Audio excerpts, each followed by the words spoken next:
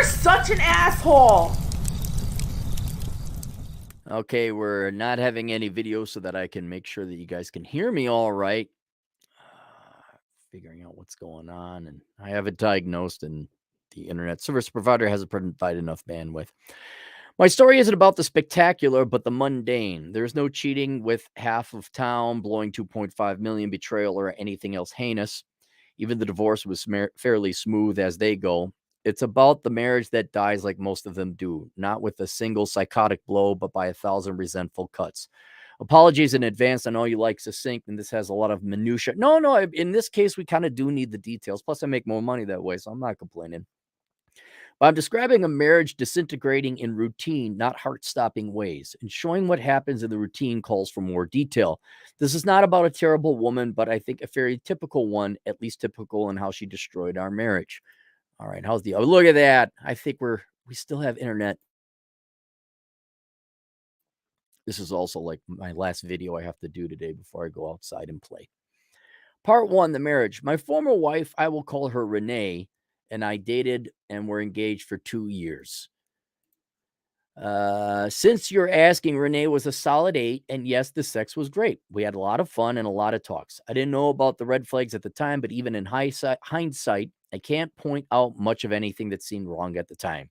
She was a bit high strung, but like Wilson said in House MD, if I was perfect, I'd date perfect. Late in our marriage, I realized that if she acted the same way when we were dating as she was then, I would have never married her. She had a job, no booze problem or anything like that. Got along with my friends. She was responsible and had no interest in politics, let alone 14th wave feminist politics. Got along fine with her family. We got married. After much observing, I believe women are conditioned by our culture to simply expect that as soon as they marry a man, she will somehow be magically happy forever. Sir, this is why I accepted the lower price. That is an outstanding observation. Outstanding. And to a certain extent, well, men are kind of responsible for this too. We just talked about gamma males where they think if they get a girl, then they'll be happy. That's finally this thing. If I get this little, like there's that science fiction movie.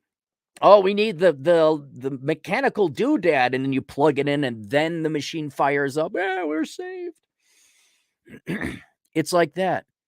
These girls with the movies and everything and the lack of real fathers and the lack of real parents, they have this expectation that now it's going to be the Disney fairy tale princess thing. And then they just mail it in. Hell, some even say, "Oh yeah, you can let yourself go. Now I can get fat." I even had some horror stories, of course, not this one because it doesn't sound like your wife was this malicious at all. But oh yeah, we're not doing that sex thing anymore. What? What? That's the extreme, but I really think that okay, now everything's in place. It's on autopilot. I don't have to work or be responsible for my own happiness anymore, which is a equal criticism to men. It's the same thing there. But yeah, it just kind of whereas the handful of successful marriages, the wife was vibrant. She was fun and playful, and the husband also would flirt, like they still engaged with each other. There was not like, okay, we achieved it. Now we're done. I had my day. It's all downhill from now. I will repeat this again because it's important. After much observing, I believe women are conditioned by our culture to simply expect that as soon as they marry a man, she will somehow be magically happy forever. Subtext is that it's his responsibility, not hers, to make her happy. Sounds ridiculous and insane when you say it out loud. I believe most women believe it subconsciously, but that doesn't make the belief any less real. When the marriage doesn't automatically fulfill all her wants and dreams, they start getting resentful, not at themselves, of course, but at their husband. She's not happy, must have something to do with him. Absolutely. And she looked for excuses to blow anger at me. Bad day at work, your dad say something mean to you, sucky traffic, come home and start a fight with the husband. And since even by her admission, I am a great guy, she had to go looking for things. She hardly ever found a 10 on the scale, but she could always find a 2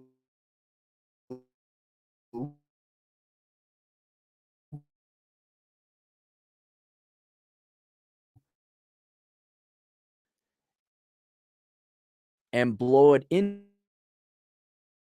a 10. I guess you mean in terms of troubles. One typical it is I ate some frozen chicken saving in herself. She would thing where everything had to be done whatever the hell way she'd been taught. She started a fight over the way to fold towels. Yeah, that just here's how you win those arguments. You want to know how you win those arguments? You purposely lose them. You're right, and you're doing that. You want to do it that way? All yours. Many men. Let me tell you how I got out of doing laundry for the rest of my life. I was going to do laundry because I was a bachelor my entire life. Did laundry for my entire adult life. Apparently, I was doing it wrong. I looked at her. I'm like, you could do the laundry then. And then she realized, oh shit, I have to do the laundry for the rest of my life. Yes, you do. And now, as long as the GF is here, I have not done a single load of laundry in 13, 14 years. Isn't that wonderful? Oh, I'm washing the dishes the wrong way. Never mind, it worked for decades past. You're doing the dishes for the rest of our lives. That ends that quickly. I said, did a burning bush tell you the exact way to fold the towel? Have you ever thought about writing, sir? She stormed off and we didn't talk for a day. She did the "that's not where that goes" game. I asked, was there a meeting where it was decided where everything in the house goes? I missed it. Another fight. I'm not saying you're responsible for these fights, but you may have accelerated them a little bit. When she went on a business trip, I began to not want her to come back because she would come back wanting to blow some anger because she hated the trip. She would literally run around the house until she found something to complain about. That's how it starts to like again, I don't read through all of them. I skim them. But this seems like a mental problem. Maybe not the end all be all of mental problem, but like something's off. A screw is loose. Twice as an experiment, I literally put the house in completely perfect shape. She ran around in the house looking so hard for something like a dog hunting for its favorite missing chew toy. Found nothing, so she started a fight because I didn't care enough how tired she was. Oh my God. But may I interject at this point of our show, at this point of the story? I cannot emphasize enough how important it is to be physically attractive to each other and what an important role sex plays. Because ladies, if you're looking for something to do, why don't you go have some sex? I'm serious. I mean, maybe women don't like sex. Maybe you could learn to like sex. That's why I was just like, well, if there's nothing like, that's how I kind of view the chores, the work, because I don't have kids, right? And aside from fun and all that, as it relates to the woman in my life, I'm like, well, you should be having a lot of sex, good sex too, or at least free time, have coffee. Like you get to enjoy each other. But that's so weird that instead of like enjoying each other, she's looking for chores to do. Like I have plenty of stuff to do in the house, but man, have I got it in ship shape and we're done at da da da. It's free time. It's always to go back. Like, do you guys remember Saving Private Ryan? And Tom Hanks' character talks about whatever gets me back to my wife, and that's through Berlin. It's not going the other way. It's kind of like that. Like you go through all this so you could get back to spending time with your wife and kids.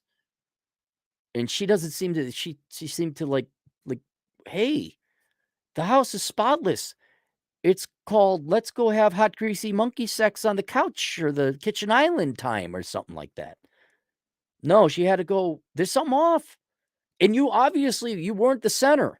That wasn't the goal, is to spend as much free time with each other as possible. It was something else. I mean, oddly, I guess what, cleanliness? Something to complain about?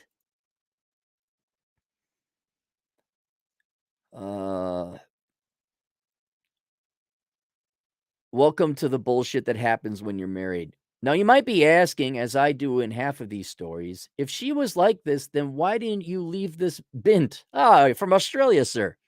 Fair question. Well, yeah, if she acted like this all the time, it would have been really obvious to leave. But alas, most relationships aren't either blatantly bad or good, sunshine good all the time. They're a mix. This stuff didn't happen all the time. Over 90% of the time, we got along great, which made leaving more difficult. This stuff would happen about once a week. The part that made it more stressful is that since it rarely had any connection to my actual behavior, I had no idea which day of the week it would be. The rest of the reason is that it took several years for this to start happening with regularity. Marriage is sometimes a lot like a boiling lobster analogy. When you're in, some behavior comes up on you gradually. Yeah, no, you're 100% right. See a lot of these gray divorces. One time we are talking about this behavior, though, and I said, if we ever split up, exactly this would be the reason why. Sometimes it's like you're trying to destroy this for no reason. When we did split up, she said she had no idea what had gone wrong. Don't put that rock on that table. He'll put the rock on the table. What do you mean? Just after this, she got mad about something and I threatened to leave. I said, go ahead. I'm not holding you captive here. She then broke down and told me she had a chemical imbalance. Wow. Is it an excuse? Is it real? It's really, I don't know. It's like every excuse. This sounds like a dodging of responsibility. You know, the meme, the girl dodging, all the balls being thrown at her, accountability, responsibility, ownership. Just I got a mental illness in her head and used to be treated for it. The little things that don't come up during 2 years of dating, engagement, in the first 4 years of marriage. I'm gonna go to a coffee store today. I'm just gonna read. Not that I want to, by the way. I hate reading. I just got paid gobs of money to read. She, where did instead of noting what a red flag this was and leave it like I should have, I told her to get treatment and did the supportive spouse thing. I'm gonna call it now another interruption, if you will permit me. Um, I don't care how long you've been together and if you love you're mentally ill, done. Yeah, because that's someone who's impaired, especially if they didn't tell you. You can't fix it. If it's real, no. No. Sorry, no. And if it's fake, you're faking it as excuse, definitely hell no. Your life is going to be miserable. Absolutely not. Absolutely not. I just and sickness and health, BS. Goodbye. Those vows mean nothing now. That those vows you don't even wipe your ass with.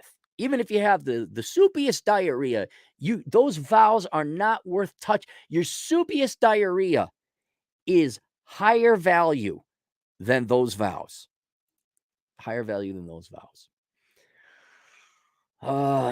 So you did the supportive spouse thing. How'd that work? How'd the therapist work? Oh, now you're in the therapy world. She did it for several years. There were other issues, but things generally were much better. But then she decided she didn't like the head meds, went off of them, and things went right back in a hurry. All right, so she did have a mental disorder, like legit. Part 2, the divorce. I mentally checked out of the marriage. She gave me the I'm not happy speech and go be happy. And unlike some, I said, yeah, I'm pretty done with you too. It wasn't some wild day that changed all. It was just a guy who'd been trying to make his marriage work, being defeated enough times to finally get the memo that it would never work. Here's another thing, and for you, no doubt you were thinking about this, but for other people, you do know there's another person involved. Like, you're not responsible for all of them. You're not responsible for lifting and carrying all. It fascinates me the number of women I dated, not the number of women I dated, though it is impressive. How few made it a joy to spend time with them versus how many made it a cost. They made it a costly endeavor. And in other words, they didn't contribute, they took away.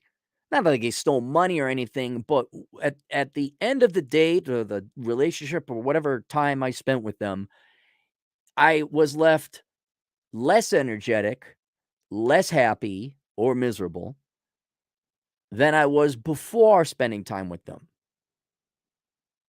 And I don't care if it's marriage or a date, the number of marriages out there, and men could be responsible for this too. Again, let's just be fair and honest. But in this particular case, I would say the majority of cases, the woman isn't happy. And we got data to back that up because that's why you filed divorce. And that's why I filed divorce, 75% of the time. And here's the guy trying that after a while, you know what? No. Have you ever just said, hey, you're overweight and you're going to lose weight and I'm done?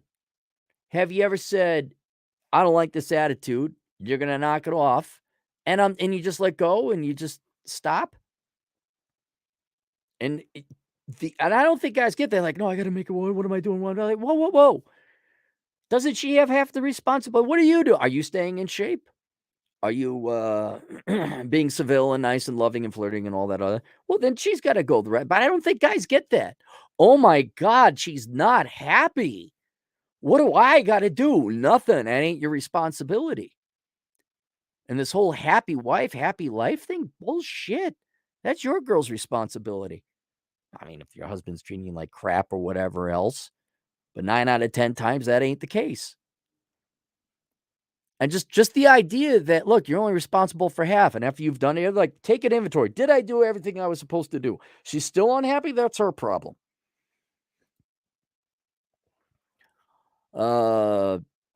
Yeah, and you get tired. I could see it. I dated a girl for a long time. Like, what am I doing? No, I wasn't doing anything wrong. She's just a miserable Kuantahaha.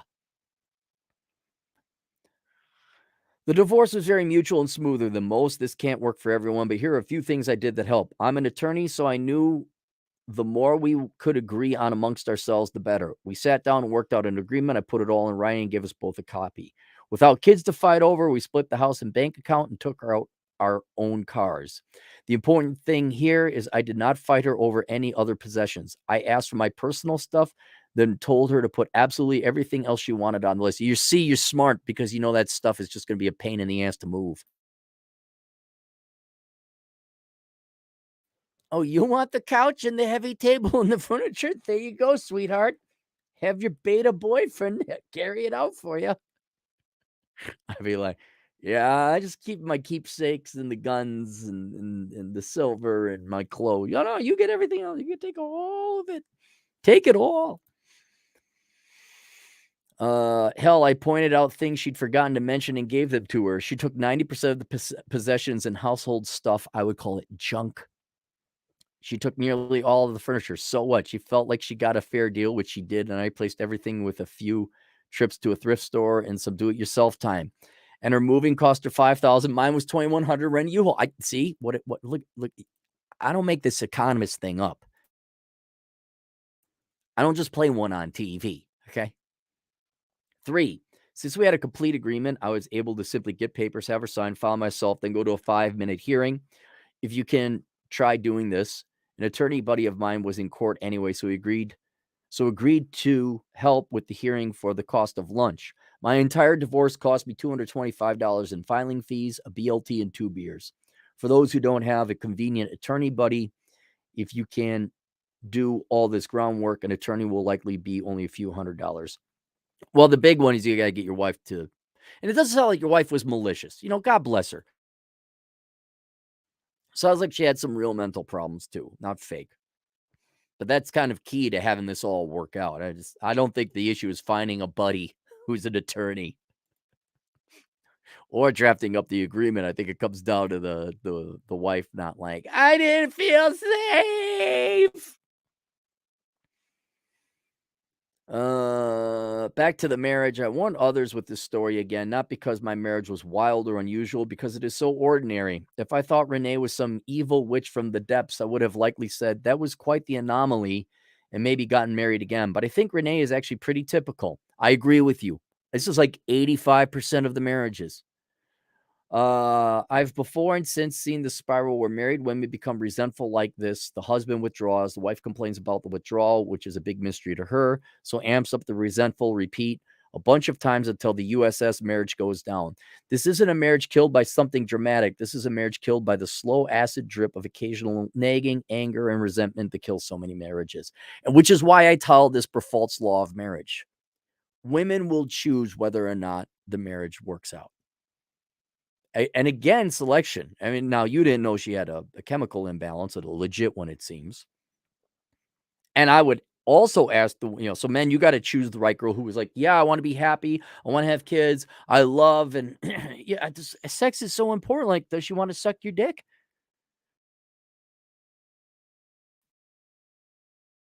Do you come home? She's like, hey, babe, how you doing? Like, is she playful? Do you like, obviously? Okay, is that the type of gal? And then ladies, the whole modern day national culture-wide, potentially global conversation we're having about the war of the sexes here. I do not see anywhere on the female side of things where they have ever asked, what have we done wrong or what could we do differently, where they have taken inventory or done any kind of self-reflection. It is just constantly whining and complaining. And I would ask ladies to ask yourself a very important lifelong philosophical conversation. What is going to make you happy? And understand that you are responsible for your own happiness. Just going to the boyfriend store and then buying the upgrade package to husband is not going to make you happy. If you're more obsessed about whatever color the napkins are at your wedding reception than whether or not, man, I can't wait to suck his dick at home and enjoy spending time with him and each other and living a life together. And you literally just think, well, now we're married. Now I don't have to do anything anymore. Like there's no more you being, hey, are you even happy before you start dating? Are you happy with yourself? Do you even like yourself as a woman? Well, if you're not happy, you're not perfectly content, I guess would be a better thing. You're doing no different than these scary, actually dangerous spurgs and nerds and autists. I need the girl. Why can't I find you? The stalker types, they're buying you flowers and flooding with you attention. That's because instead of them getting their lives together and actually being healthy, happy, complete, full men that you would be attracted to, they are using you as an object to fill their lives, which that makes them completely dependent upon you and controlling and ownership and stalker types. You're kind of doing the same thing minus the stalking, I guess, where you're not full and complete and happy, which then you come to a relationship and now you expect the man's presence. I have checked that. Here's the component I need for the rest of my happiness machine to fire up and work. And now he should do all the work and make me happy. No, bitch. You're responsible for your happiness. Now, it would help. It would help if you liked each other and you got on with the dirty, hot, greasy monkey sex. I'm not saying it because I'm a man and men want to have sex more than women. I'm saying it better be there because I don't know how else you celebrate love and enjoying one another. But if it really, and God, now I think about it, not to go off on too much of a tangent, women biologically, genetically just don't like sex that much. It's just a fact. And man, if you lose that because of your hormones or you didn't marry the right guy, or maybe you like the right, but then it goes away, you're not going to be happy because the guy ain't going to be happy. I don't know. Did anyone die from having an orgasm? Is there like a drawback to it? Biological lack of interest in sex aside, like psychologically, romantically, wouldn't you? Okay, maybe you don't like sex. Give him a blowjob. Well, I don't get it. How else are you supposed to enjoy each other and have fun if he don't get sex? Yeah, it's over. It's over. So it's an unfortunate position women are in. So I don't know if you don't like sex as much as the guy. Just, I really don't like. Okay, well, you better be happy on your own then. Your happiness better come from something. Better be self and achieved. I'm not saying self actualized, but you better be happy. You better enjoy life so that you're pleasant to be around. And the guy's like, oh, she's happy. This is wonderful. We got a lot of blowjobs. We rarely have sex all that much. We get just a ton of blowjobs. Oh, okay. What? Think of other people? What? You patriarchal bastard. Uh part 3. Part 3. One red flag to unite them all. This is good. You are a lawyer. You do write a lot. Looking back, if I could point out one red flag to unite them all, one thing that I had seen, what it meant sooner, would have tipped me off to all the other things. Its lack of ability to apologize. If I screw up or blow something, which does happen, I'm not claiming to be Mr. Perfect. I've been fairly good about apologizing. I have the capacity to usually see my error and own up to it. No matter how objectively or blatantly wrong or unfair she'd been, Renee absolutely could not bring herself to apologize or own for anything. Yep. You got to force them. Like when you train a dog not to poop in the house, potty training a dog, you got to take their head, force it into the poop that they just pooped on the floor and spank them. You have to do the same with anyone, but women in particular. You must force their face into apologize. You will admit you screwed up. You will admit you were wrong and you will, or not. And if they don't, you're out. You're out. No matter how objectively or blatantly wrong or unfair she'd been, Renee absolutely could not bring herself to apologize on her own for anything. Once in a while, I could drag a reluctant sorry out of her if I persisted about it enough, but it always felt more like an okay, I'll say it to get you off my back, not because I'm actually sorry about anything. 12 years later, not one real apology. I would love to hear Rollo Tomasi's opinion on this because I'm wondering if they're even capable of it. Like they have, and my philosophical meanderings about the perfect mental state to apologize that would be one key, like a supporting stone in their entire infrastructure and value system of themselves. It would cause it to come collapsing down. They cannot ever be possibly wrong because it would disrupt the perfect mental state. And anything that disrupts the perfect mental state cannot happen.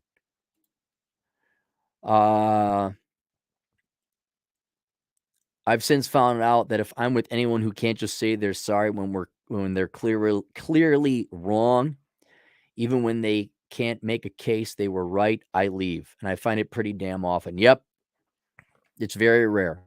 I wish I'd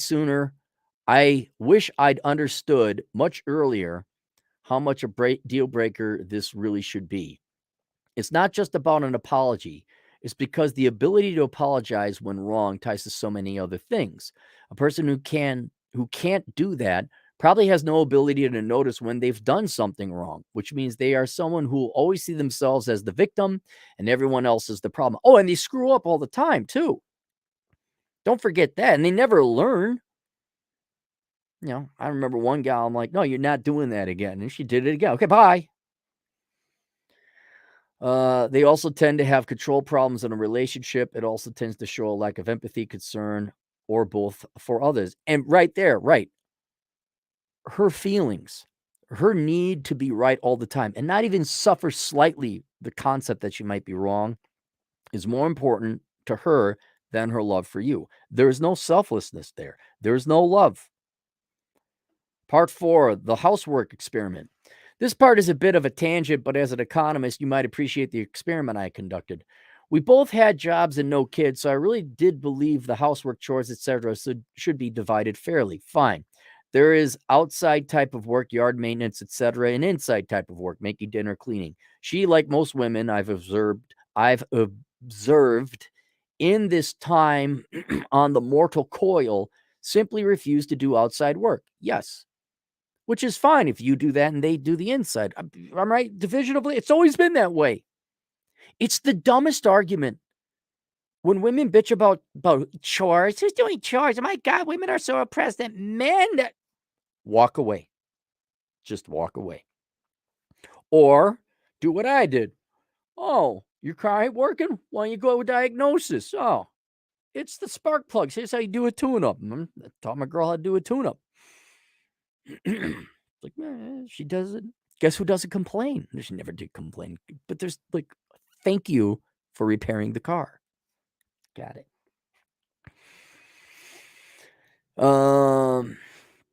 Simply refused to do outside work. Would not touch it. In her case, this woman with an MBA claims she couldn't figure out how to start a mower. It's important they have their fathers. Yeah, ladies, read some more about that weaponized incompetence. Well, if a woman won't touch yard work, maintenance, repair with a barge pole, what does that leave by default? Oh, yeah, the inside work. So she was doing the majority of the inside work because, duh, that's why she picked up refusing anything else. We did clean the house together every few weeks, but that wasn't good enough. Nothing was good enough. She'd complain and complain about how she was a slave. I have to go shop and I have to food prep and I have to load the dishwasher, blah, blah, blah, blah, blah. Complaining about all this time she has put into the complaining about all this time she has to put into the hardship of basic living. Right.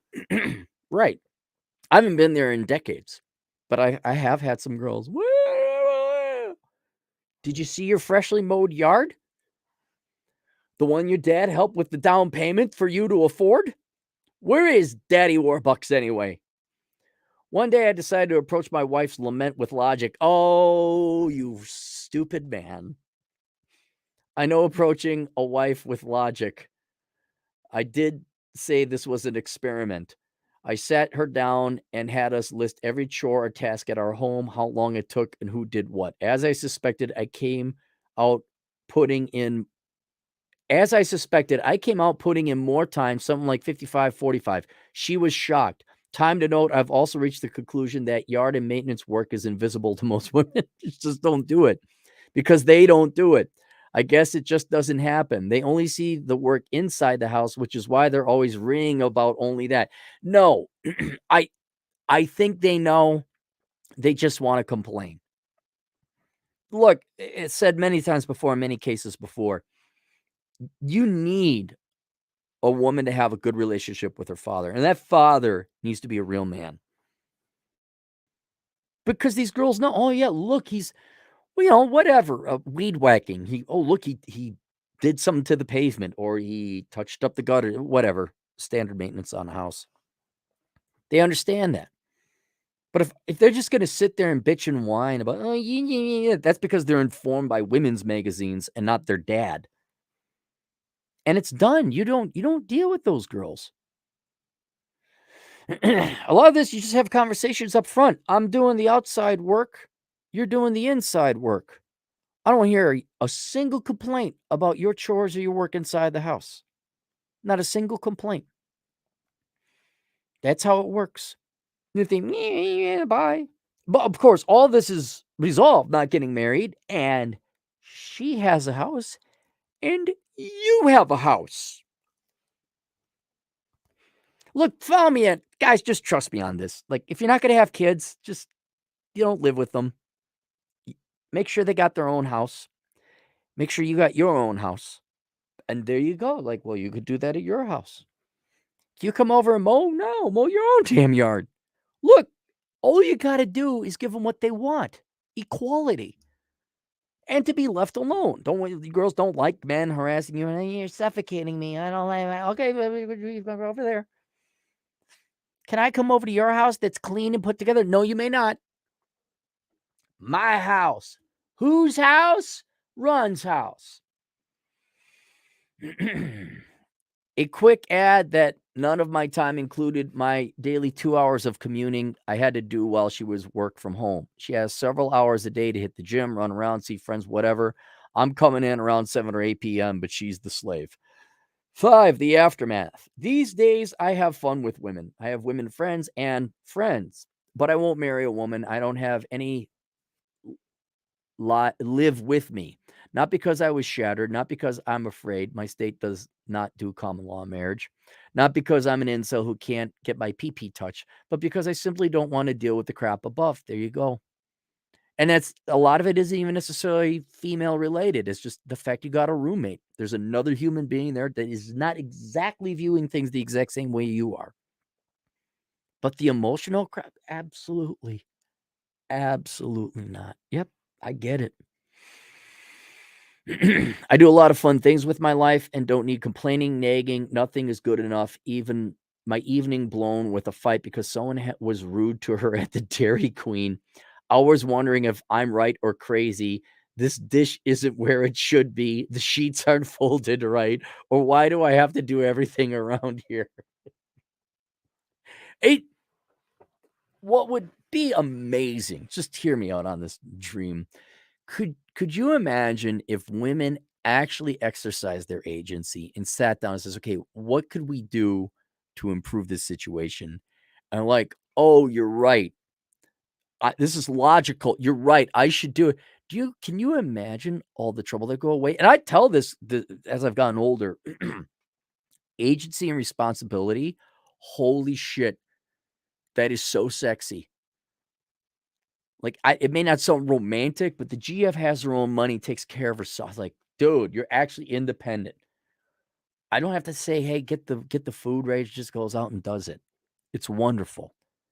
And not having that headache, not having the like essentially having a little child, but a functional, competent adult that takes care of herself and handles the problems. It's unreal what peace and contentment that brings to a household. I don't know if girls got this back in the day. Remember they had, like, finishing school? I don't know if that was part of that or not, or maybe mom and grandma sat her down. I don't know, but it's not that hard. It's not okay. It takes work, but understanding the concept isn't that hard.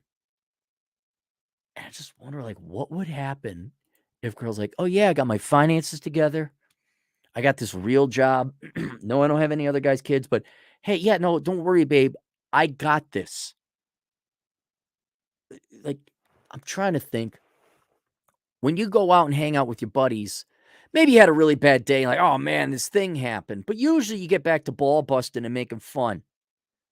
You don't belabor them with the tedium and problems of life. You don't burden them with that, just with the complaining and why, and then also trying to enlist them into solving your problems. You're usually a fun and pleasant guy to be around as you pick on somebody's penis size, you know?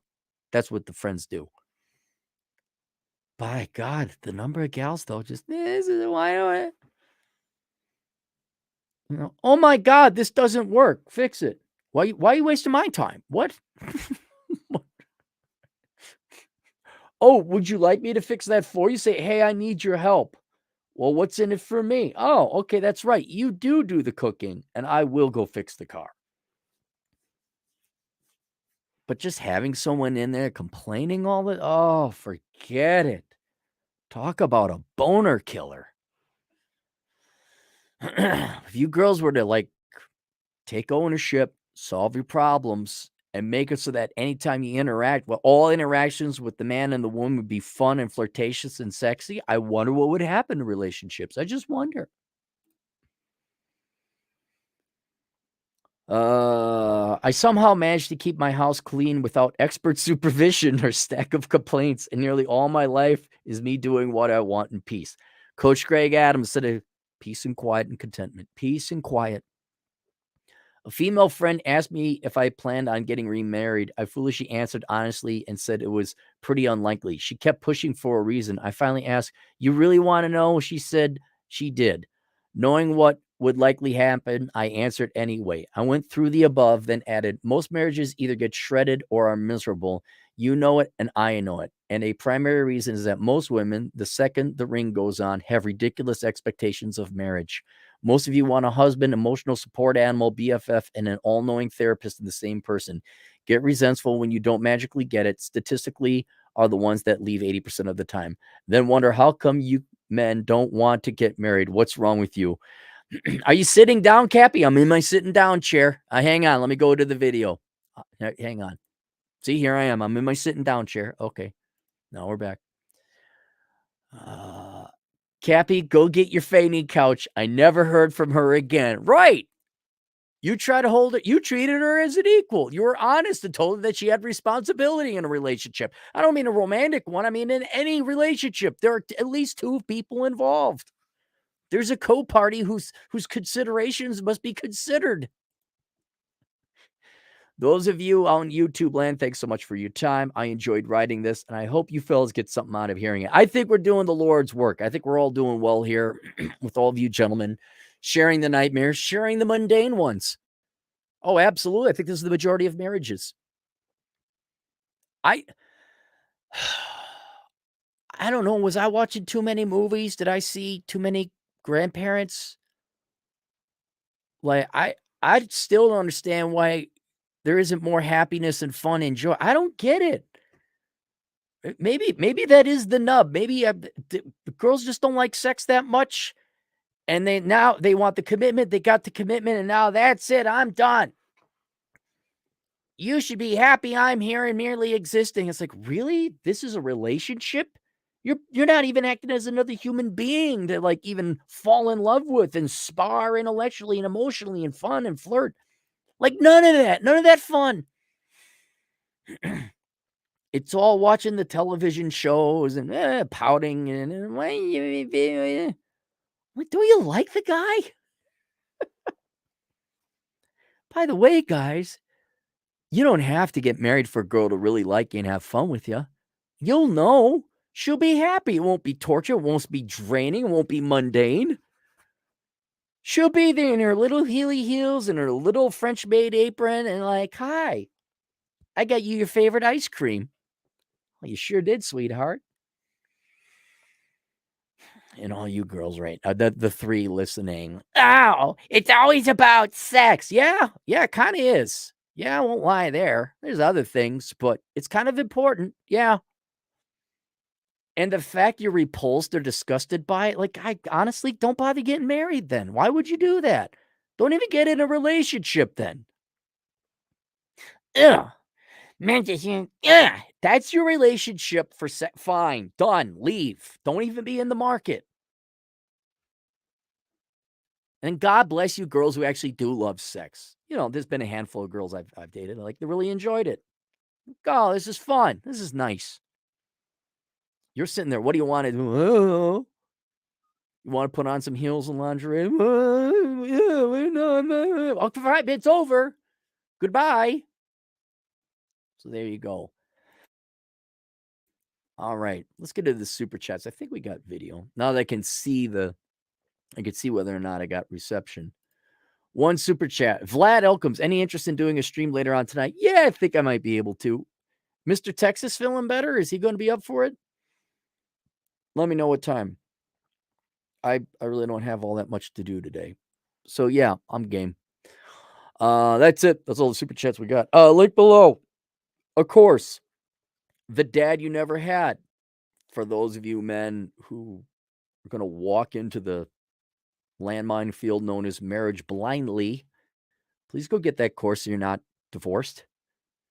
And I mean, it's not going to guarantee against divorce, but it's a pretty good inoculation or vaccination.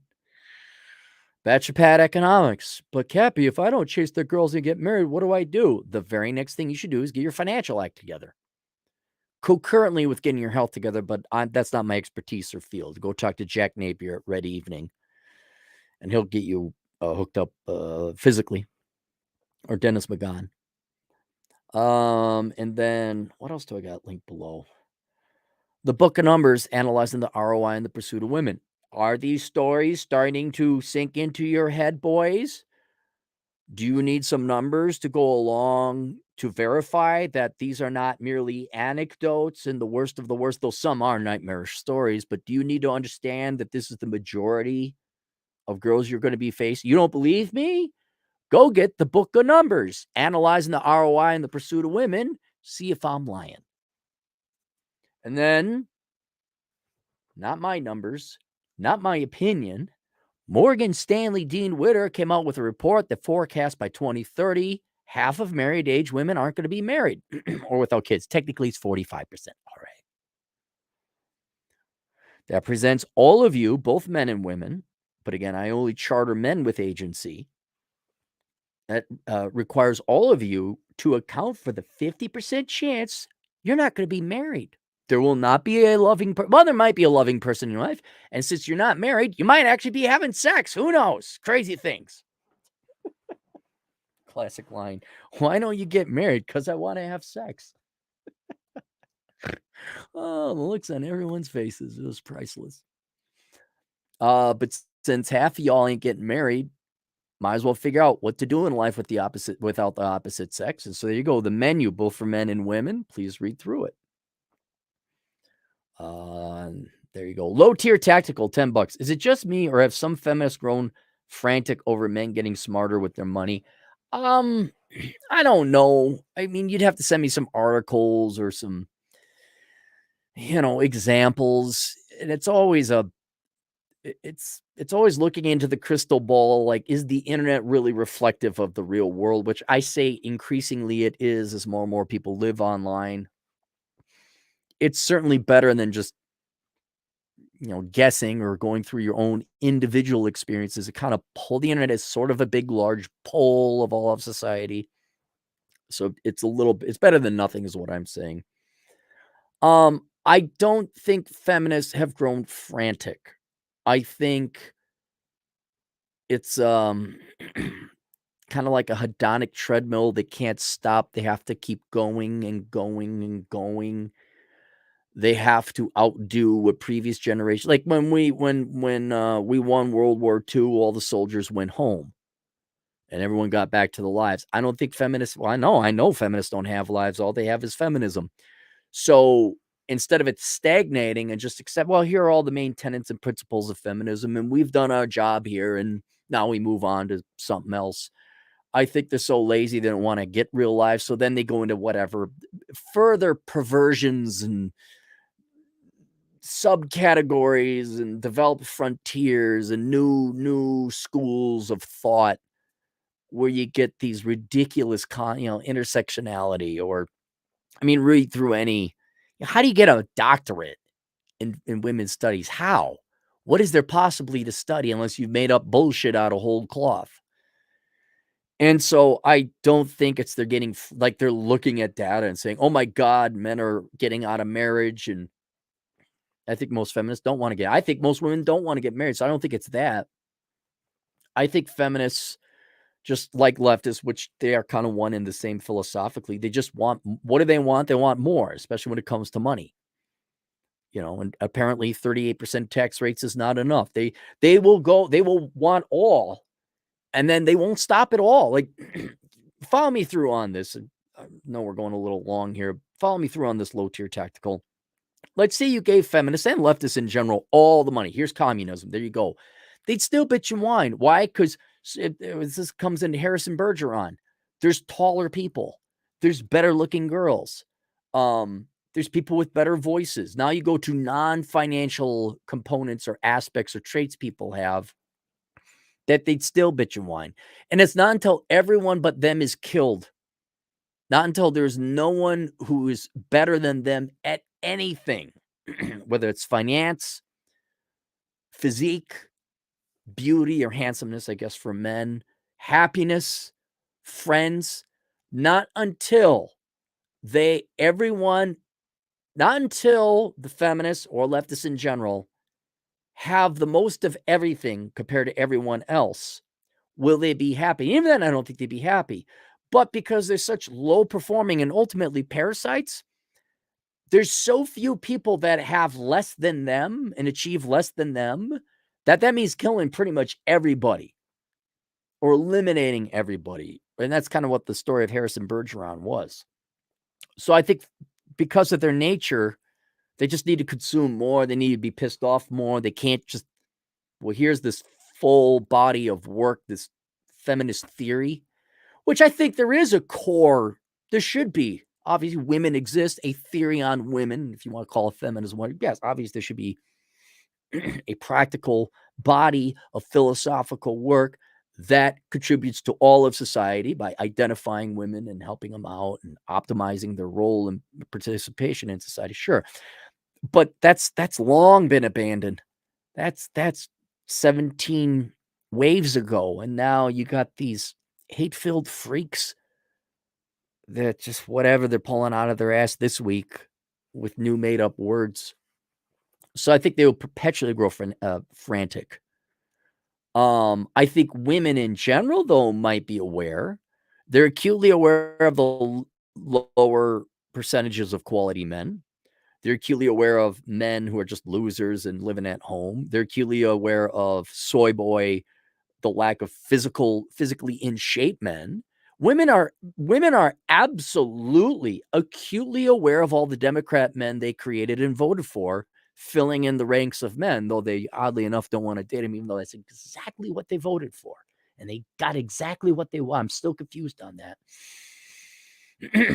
Some who are in financial trouble, even with the assistance of society and the government and the welfare state and affirmative action, who, for whatever reason, spending habits, or maybe they actually do come from poverty, some are aware there's not men who are just going to give them money. And I think the internet has also, you can look up, watch Fresh and Fit, and whatever podcasts, even these type of shows. Women will see clips of men saying no, which is the shortest version. It's like, no, no more. They definitely saw. Why can't I think of it? Passport Bros. They've certainly seen that trend, so they're aware. They don't like it, even though I could have swore I've seen every woman tell the Passport Bros that you didn't need them. So they see it. They intuitively know that's less resources for them to grab later on. They may not be able to articulate it, but at a certain level, they know. But I don't believe they're growing frantic. I don't see women, because if they were frantic, they'd say, this isn't working. We got to stop. Maybe lose weight and suck a dick, maybe, huh? I don't see it. You'll know when they become frantic and desperate when they start saying, maybe we ought to treat guys nice. Or they start asking, well, what do you guys want? Then you'll know they're desperate and frantic. But right now, no, they're not. They're not desperate or frantic.